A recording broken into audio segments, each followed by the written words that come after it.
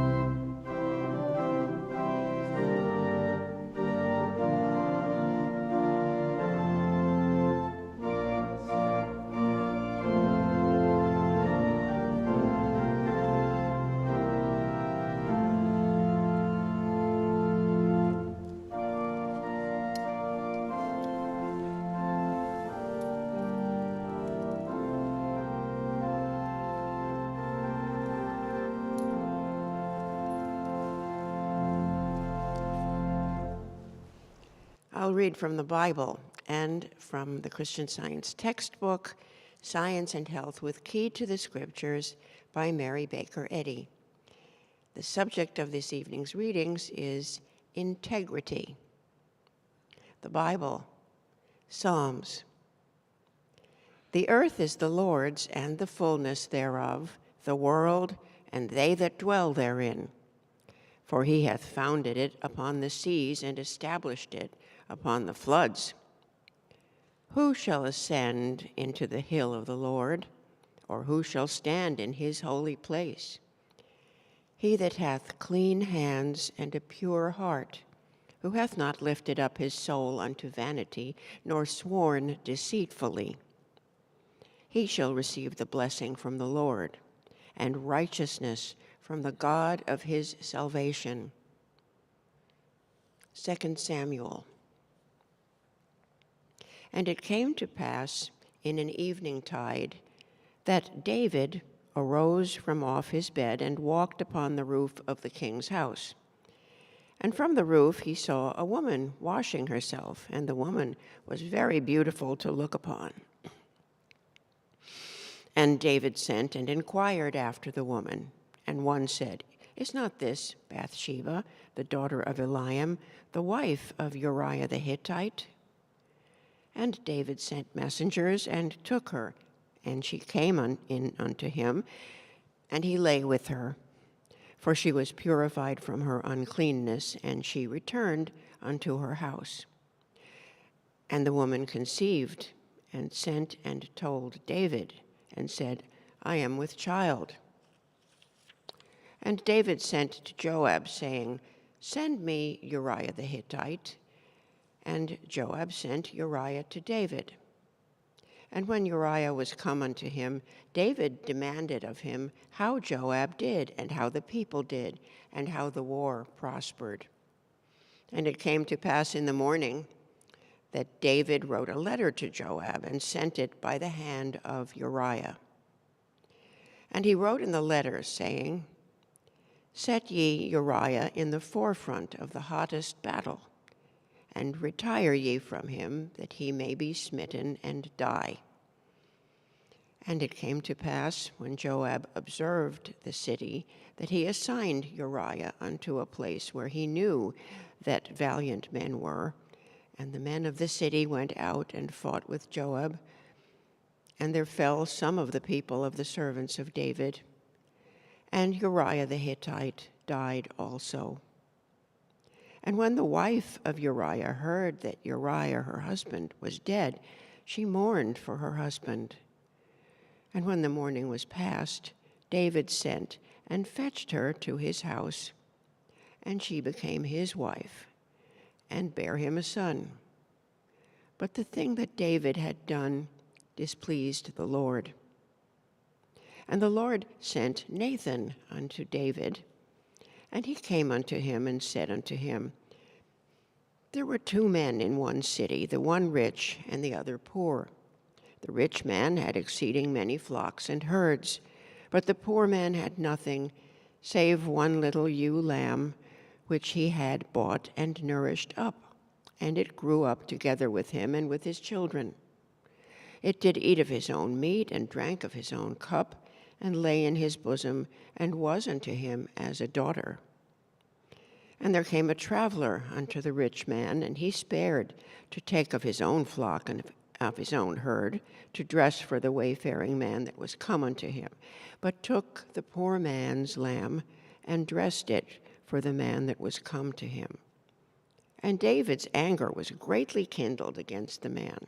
And he said to Nathan, "As the Lord liveth, the man that hath done this thing shall surely die." And Nathan said to David, "Thou art the man. Thus saith the Lord God of Israel, I anointed thee king over Israel, and I delivered thee out of the hand of Saul. Wherefore hast thou despised the commandment of the Lord, to do evil in his sight? Thou hast killed Uriah the Hittite with the sword, and hast taken his wife to be thy wife, and hast slain him with the sword of the children of Ammon." And David said unto Nathan, "I have sinned against the Lord." Psalms. Have mercy upon me, O God, according to thy loving kindness, according unto the multitude of thy tender mercies, blot out my transgressions. Wash me thoroughly from mine iniquity, and cleanse me from my sin. For I acknowledge my transgressions, and my sin is ever before me. Behold, thou desirest truth in the inward parts, and in the hidden part thou shalt make me to know wisdom. Purge me with hyssop, and I shall be clean. Wash me, and I shall be whiter than snow. Make me to hear joy and gladness. Create in me a clean heart, O God, and renew a right spirit within me. Cast me not away from thy presence, and take not thy Holy Spirit from me. Restore unto me the joy of thy salvation, and uphold me with thy free spirit. Then will I teach transgressors thy ways, and sinners shall be converted unto thee. For thou desirest not sacrifice, else would I give it. Thou delightest not in burnt offering. The sacrifices of God are a broken spirit, a broken and a contrite heart, O God, thou wilt not despise. Genesis. And Joseph was brought down to Egypt, and Potiphar, an officer of Pharaoh, captain of the guard, an Egyptian, bought him of the hands of the Ishmaelites which had brought him down thither. And the Lord was with Joseph, and he was a prosperous man, and he was in the house of his master the Egyptian. And his master saw that the Lord was with him, and that the Lord made all that he did to prosper in his hand. And Joseph found grace in his sight, and he served him, and he made him overseer over his house, and all that he had he put into his hand. And it came to pass, from the time that he had made him overseer in his house and over all that he had, that the Lord blessed the Egyptian's house for Joseph's sake. And the blessing of the Lord was upon all that he had in the house and in the field. And it came to pass after those things that his master's wife cast her eye upon Joseph, and she said, "Lie with me." But he refused and said unto his master's wife, "Behold, my master wotteth not what is with me in the house, and he hath committed all that he hath to my hand. There is none greater in this house than I, neither hath he kept back anything from me but thee, because thou art his wife. How then can I do this great wickedness and sin against God?"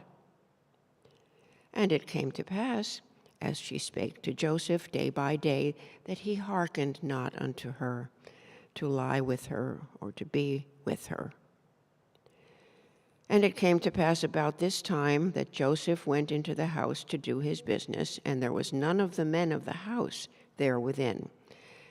And she caught him by his garment, saying, "Lie with me." And he left his garment in her hand and fled, and got him out. And it came to pass, when she saw that he had left his garment in her hand and was fled forth, that she laid up his garment by her until his Lord came home.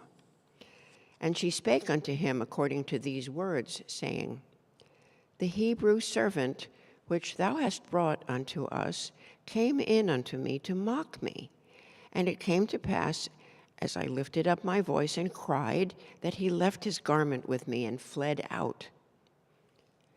And it came to pass, when his master heard the words of his wife, which she spake unto him, saying, After this manner did thy servant to me, that his wrath was kindled.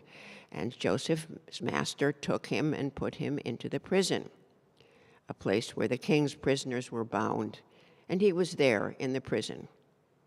But the Lord was with Joseph, and showed him mercy, and gave him favor in the sight of the keeper of the prison. And the keeper of the prison committed to Joseph's hand all the prisoners that were in the prison, and whatsoever they did there, he was the doer of it.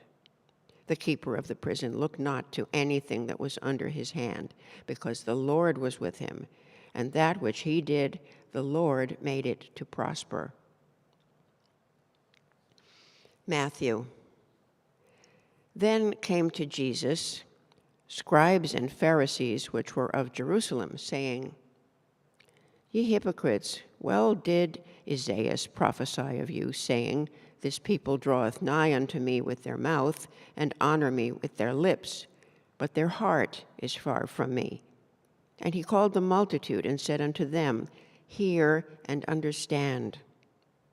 Not that which goeth into the mouth defileth a man, but that which cometh out of the mouth, this defileth a man. Then came his disciples and said unto him, Knowest thou that the Pharisees were offended after they heard this saying? But he answered and said, Every plant which my heavenly Father hath not planted shall be rooted up. Let them alone. They be blind leaders of the blind. And if the blind lead the blind, both shall fall into the ditch.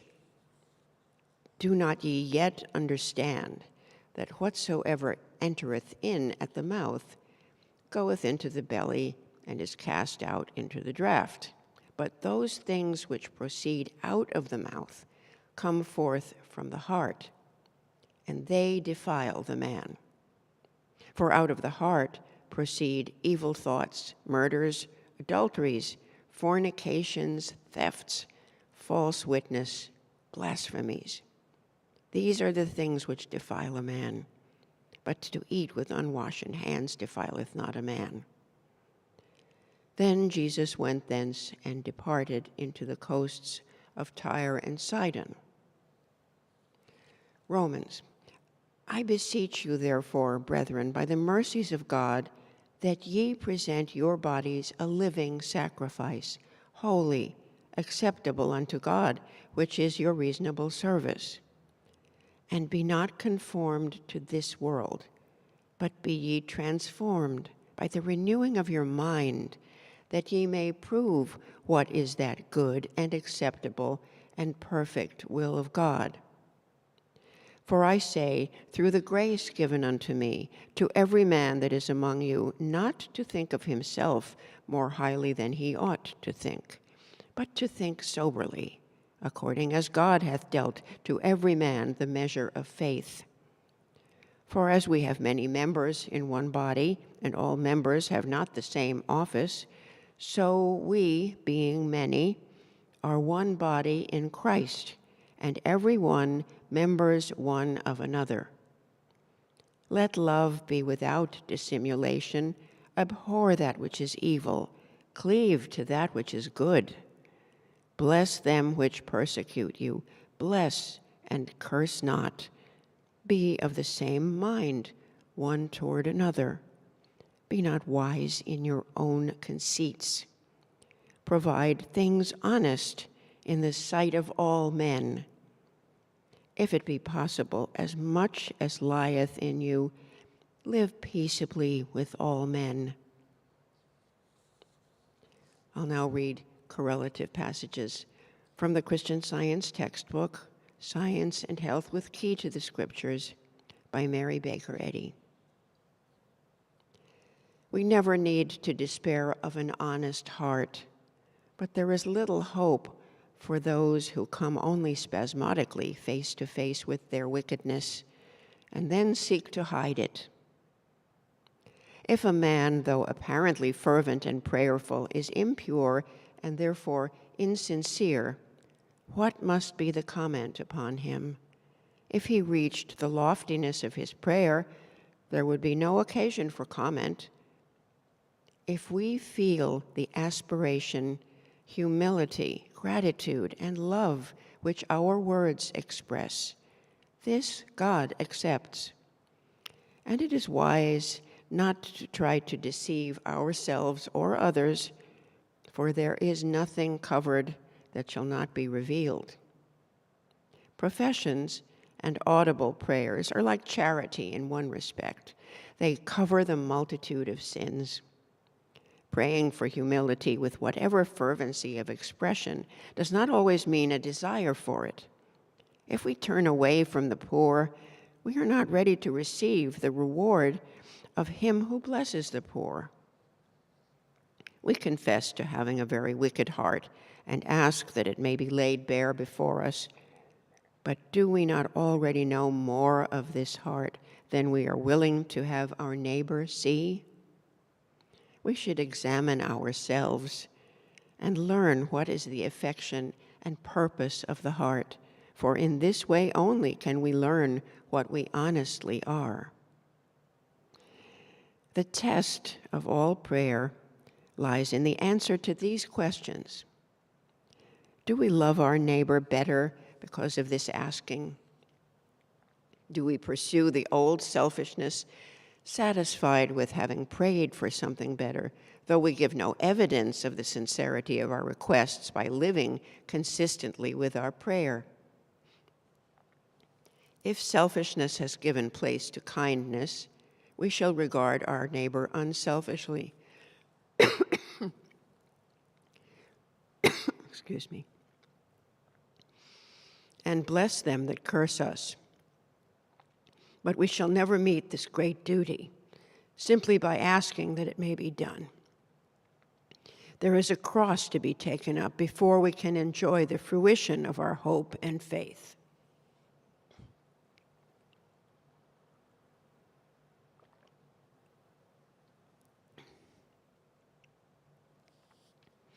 What a pitiful sight is malice, finding pleasure in revenge.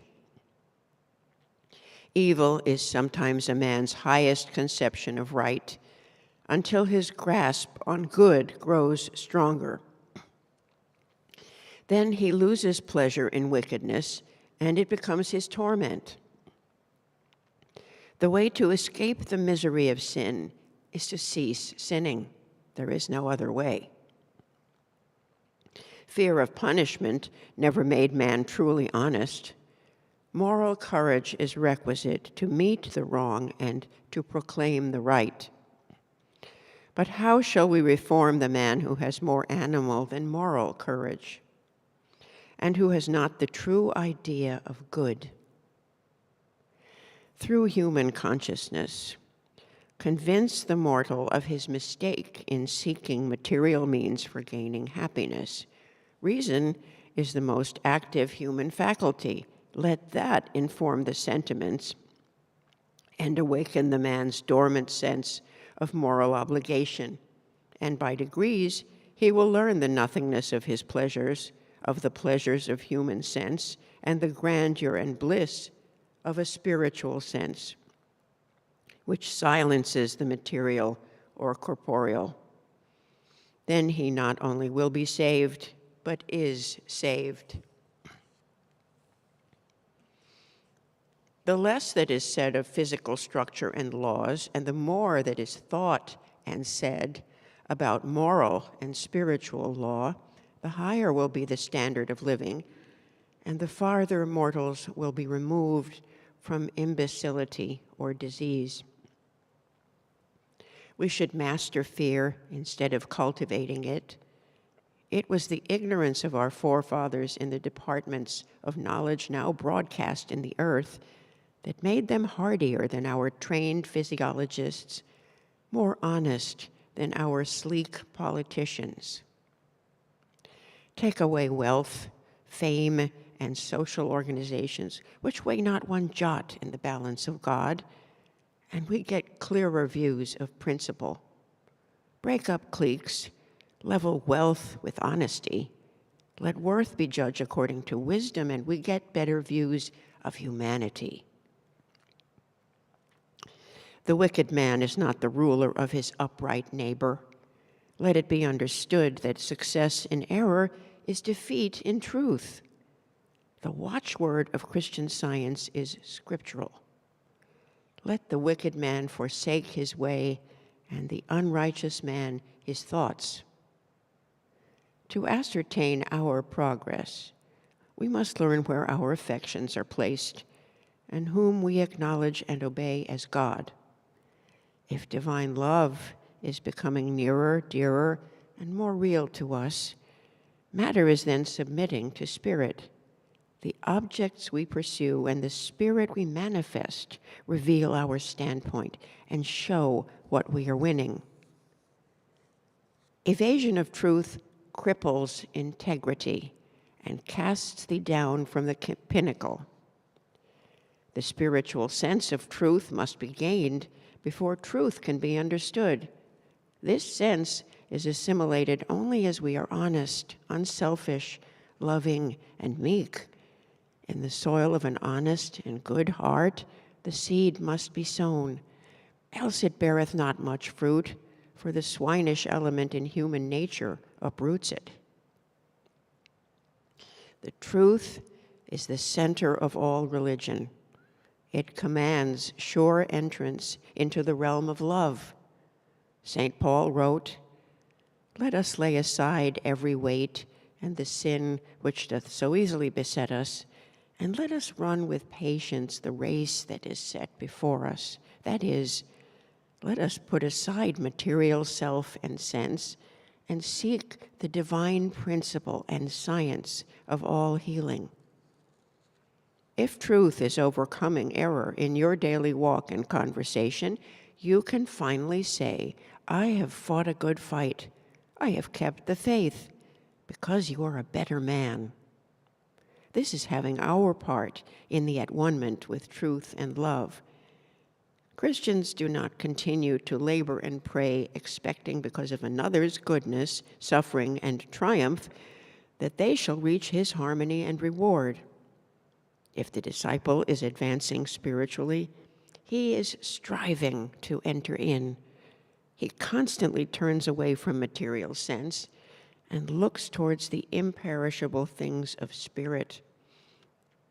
If honest, he will be in earnest from the start and gain a little each day in the right direction till at last he finishes his course with joy. Christian Science commands man to master the propensities, to hold hatred in abeyance with kindness, to conquer lust with chastity, revenge with charity, and to overcome deceit with honesty.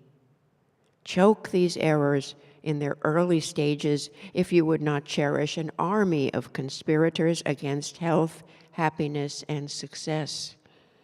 They will deliver you to the judge, the arbiter of truth against error.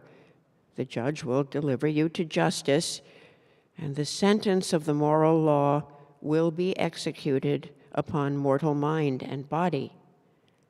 Both will be manacled until the last farthing is paid, until you have balanced your account with God.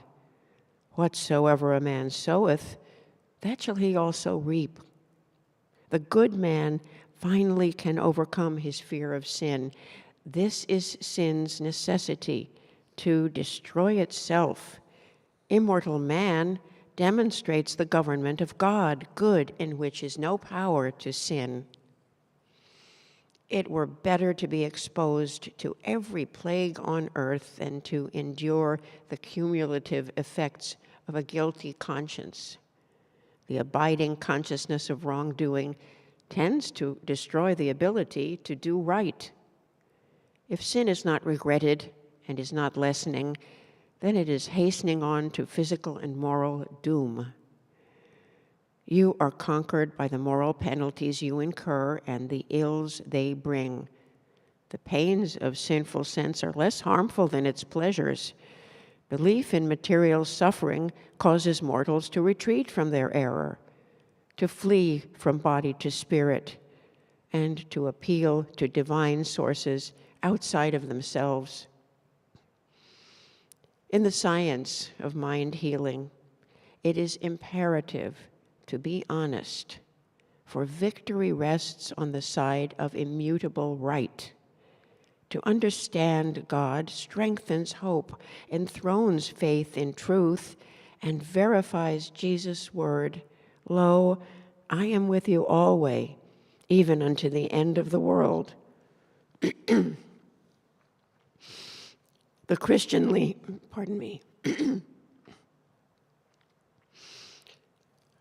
Christianly scientific man reflects the divine law, thus becoming a law unto himself. He does violence to no man, neither is he a false accuser. The Christian scientist wisely shapes his course and is honest and consistent in following the leadings of divine mind. He must prove through living as well as healing and teaching that Christ's way is the only one by which mortals are radically saved from sin and sickness. In the spirit of Christ's charity, as one who hopeth all things, endureth all things, and is joyful to bear consolation to the sorrowing and healing to the sick, she commits these pages to honest seekers for truth. Mary Baker Eddy.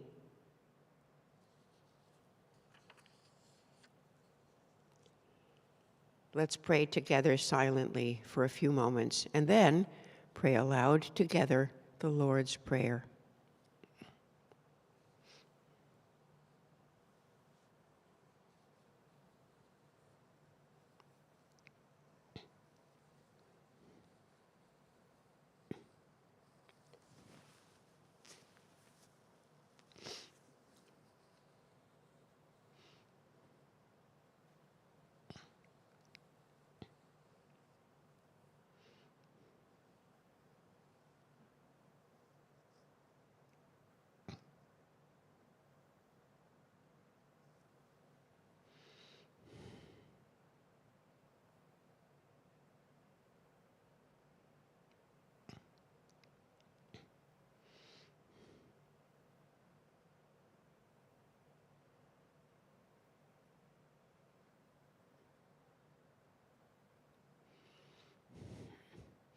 Our Father, which art in heaven, hallowed be thy name.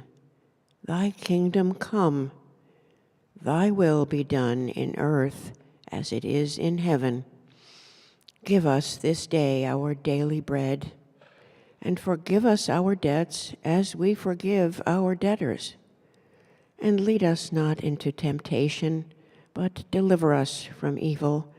For thine is the kingdom, and the power, and the glory, forever.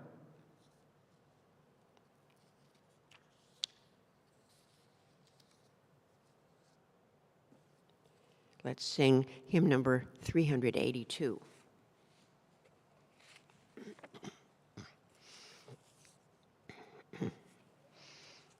Thou art truth's, the second verse, thou art truth's honest child of pure and sinless heart.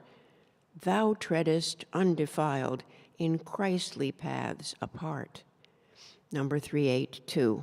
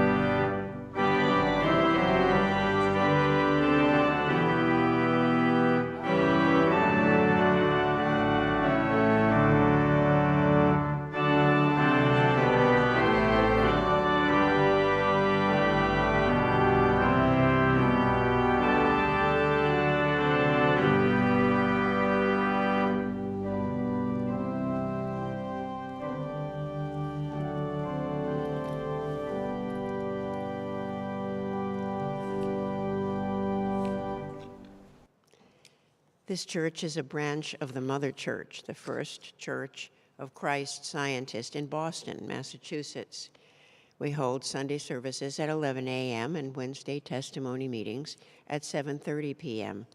We also have services in Spanish, Sundays at 12 noon and Wednesdays at 6:30 p.m. All services are held in person and online, and all are welcome.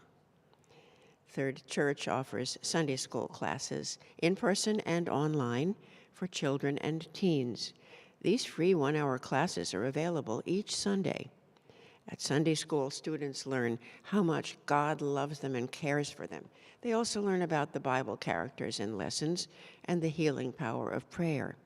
For more information on times and classes, please send us an email, thirdchurch@thirdchurchnyc.com. Replays in English and Spanish are available of this church's Christmas Eve talk by Bobby Lewis, a Christian Science practitioner, on the topic, Make Room at the Inn. Please visit our website, thirdchurchnyc.com. Other inspirational talks are also available on the website. This meeting is now open for all to share experiences of healing and spiritual insights that prove God's ever-presence and power in their lives. If you're listening by telephone and would like to speak, press *6 and wait until your line is unmuted. Please speak directly into the microphone of your phone. Your message will be easier to hear if you do not use the speaker function. Also, please don't have two devices open at the same time because it causes feedback. If you're watching via Zoom, you can choose the raise your hand icon or unmute yourself and speak.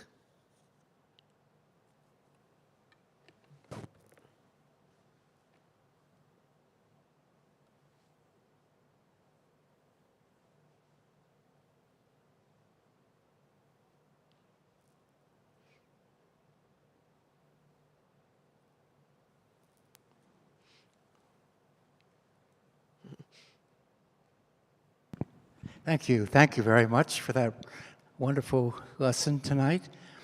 And it reminds me, many years ago, when I was working on my MBA, master's degree, here in the city, evenings, and towards the end of the program, a professor mentioned another professor's name who was in the accounting department. And he mentioned it in some kind of an ethical context. And I said, I have to find out about that. And so I registered for a course with him. And he was an accounting professor. And the first thing he asked in the class was, well, what is accounting? And I raised my hand. I said, debits and credits. And he said, I suppose that's a nice operational definition of it, but that's not accounting. And he went to the blackboard, and he booked on the blackboard, he booked a gigantic T. He says it's about truth. I said, wow, this is something special. And so I had gotten 30 credits, had enough credits for a master's. I switched and got a major in accounting and took another 30 credits just because of this man. I said, going to his lectures was like going to a Christian Science lecture. He would talk about how you can't mix good and evil, truth and error. I said, this is incredible. And this, by the way, was in the days on or around Watergate, in those days. And I made it my business to become personally acquainted with him. I would drive him to the Long Island Railroad. He lived in Long Island after classes. And I decided to make it my business to do that. And as I did my master's thesis, shortly before that, I decided, I went to the Christian Science reading room and I got the most beautiful leather-bound, gold-edged copy of Science and Health I could find. And I mailed it to this man anonymously. And then sometime after that, it must have been at least a year or two, I don't know.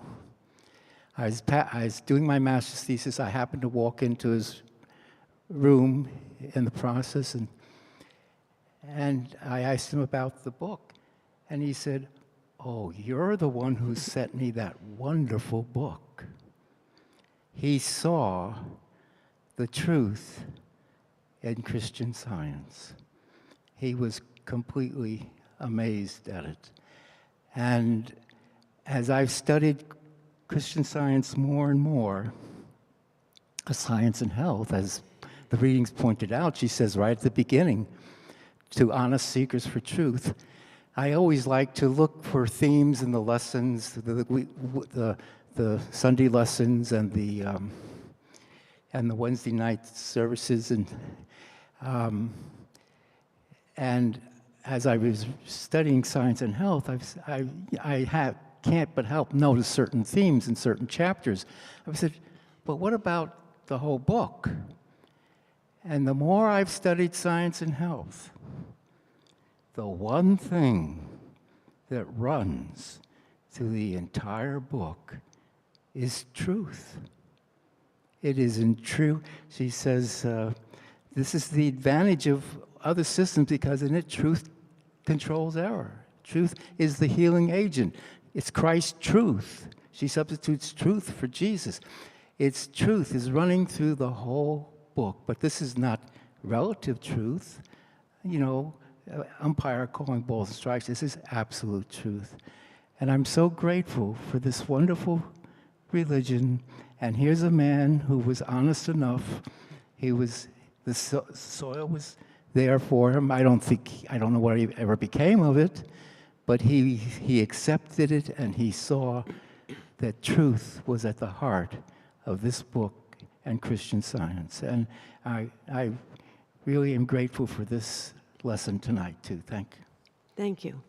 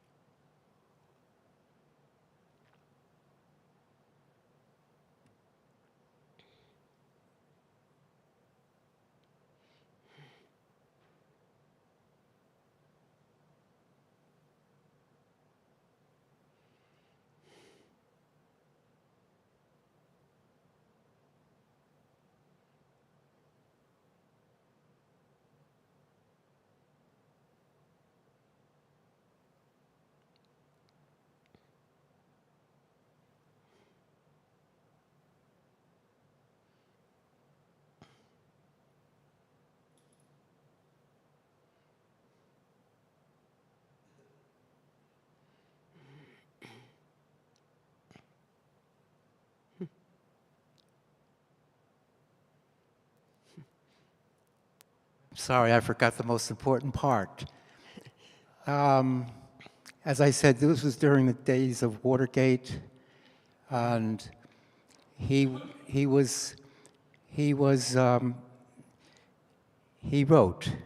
books, he published books, and in the aftermath of all of this, he would write articles in newspapers, and they would stop trading on the New York Stock Exchange because he'd be pointing out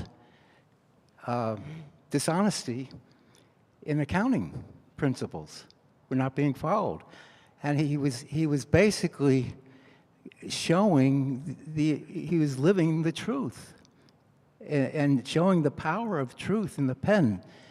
And during this time, there was a big congressional hearing down in Congress of the entire accounting profession, because they're saying, why didn't the accountants find, Penn Central's bankruptcy? Why didn't they find this?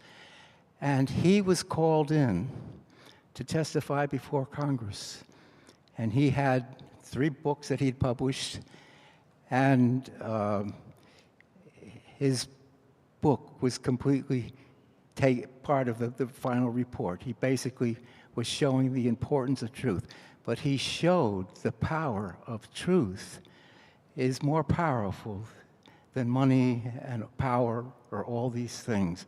And it was just so impressive to me. It was certainly the Christ idea in business, the Christ leavening the whole business profession, and to see what truth can actually do when a person is honest. So thank you. Thank you.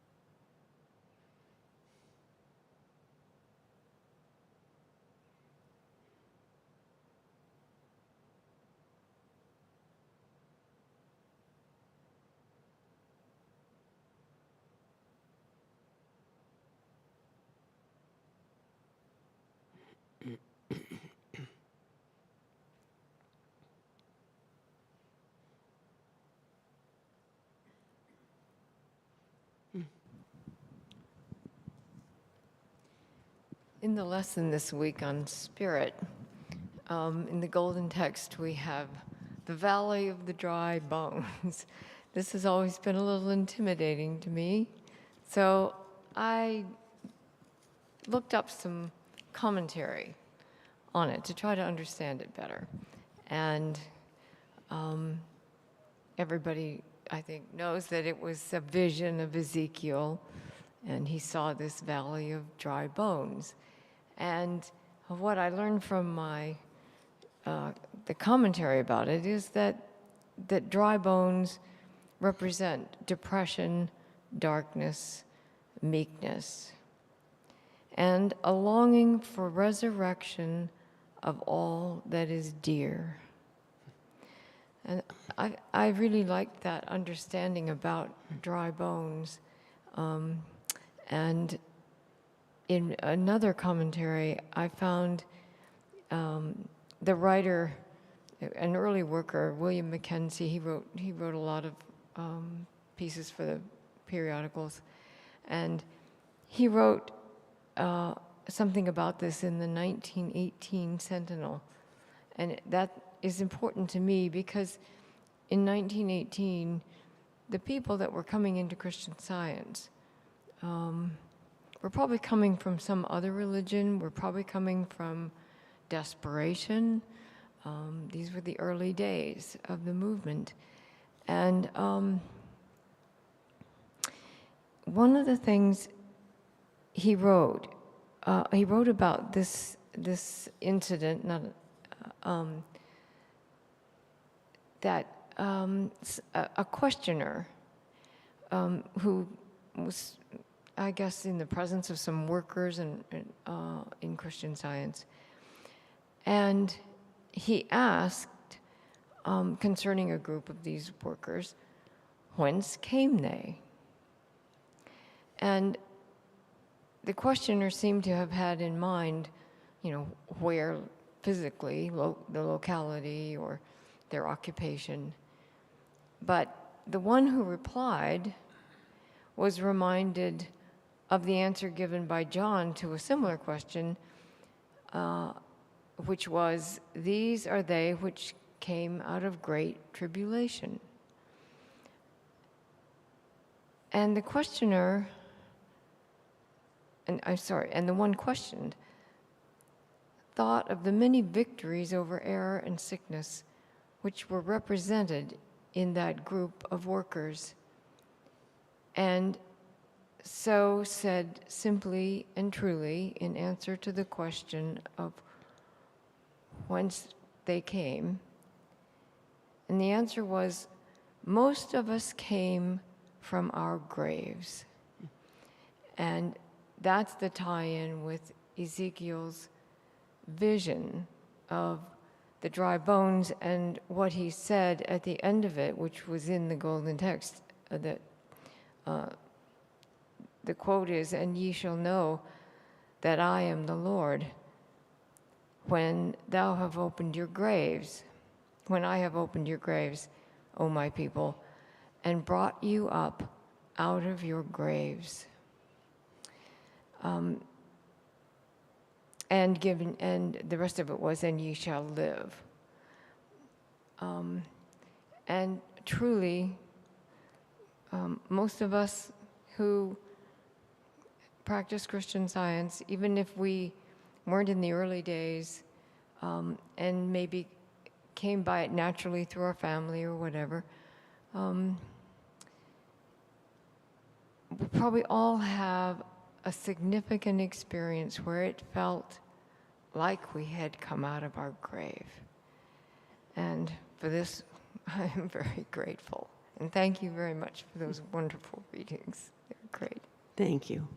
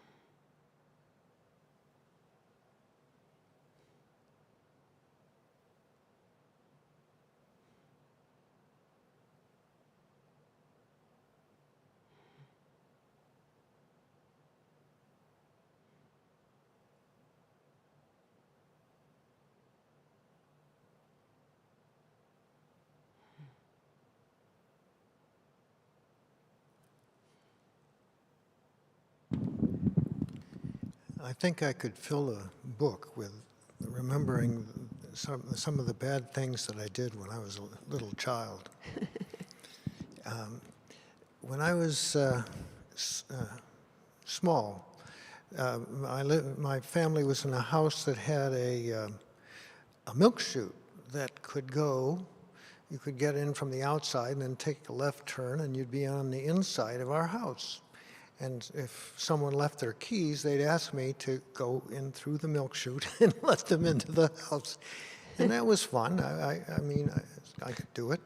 And then one time, there was a neighbor that went on vacation, and I was with a bunch of boys, same size, small. And someone said, well, gee, what's going on inside? So I said, well, there's the milk chute. I'll go in, and I'll let you in, which I did.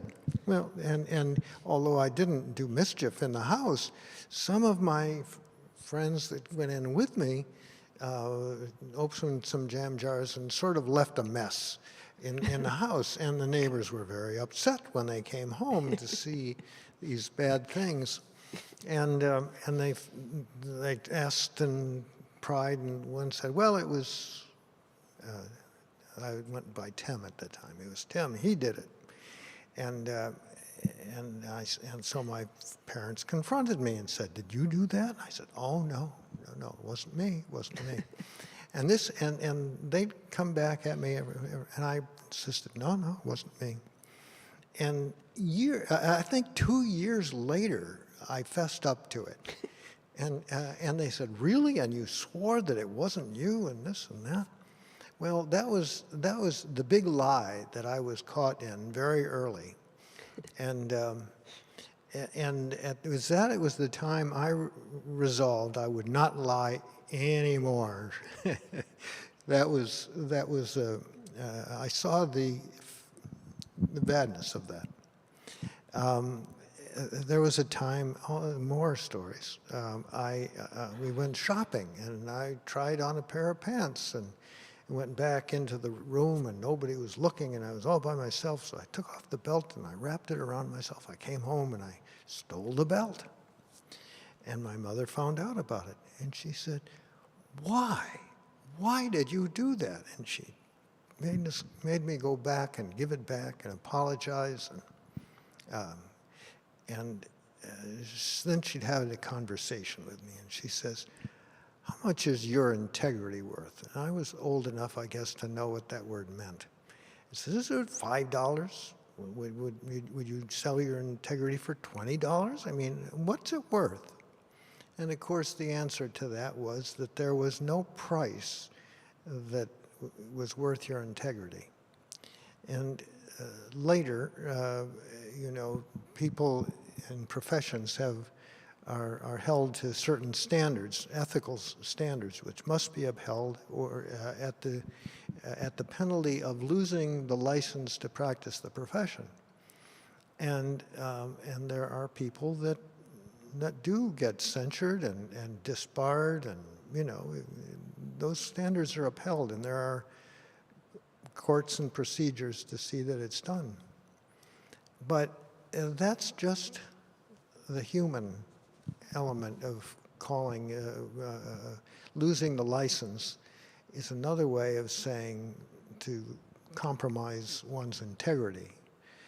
And there is resolve not to lose integrity and to speak the truth and not lie. I mean, I've known professionals that have gotten in trouble. Once there was this is a sort of a famous one. Once there was a woman that passed, and they pulled out the will, and they found that it was never signed. And the persons who were responsible for getting that will signed, and who now had, this significant estate that was going to go a different way, felt very responsible, and so they made a pact and they signed the name and probated the will. Later, it came out what they had done, and they lost their license big time. You know, they were disbarred. And there's lots of incidents where people are hired to sell their integrity, to swear to things that aren't true. And it's a fine line that's always walked. Our integrity is always on the line, and there's challenges to it left and right. But I guess it's the foundation of that is to tell the truth, and the truth makes us free, and the opposite is also true. Untruth gets us in lots of trouble, and I'm grateful for the teachings of all Christian, and of course, that thou shalt not steal, thou shalt not bear false witness, and thou shalt not commit adultery. All of those are very old rules. They go back, what, four millennia, or at least 3.5.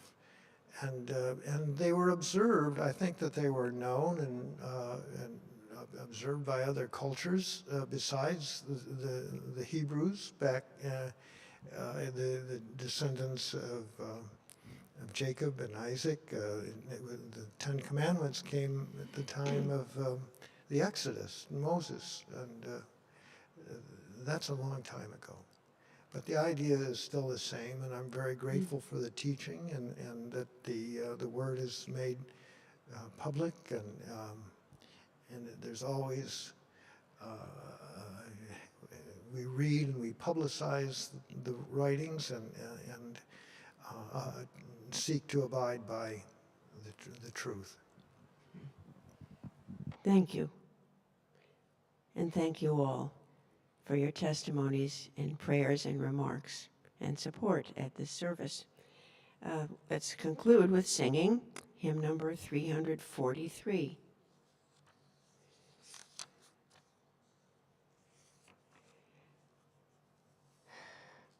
I'll read the second verse. Thou art the truth, thy word alone true wisdom doth impart. Thou only canst unfold that truth and purify the heart. Hymn number 343.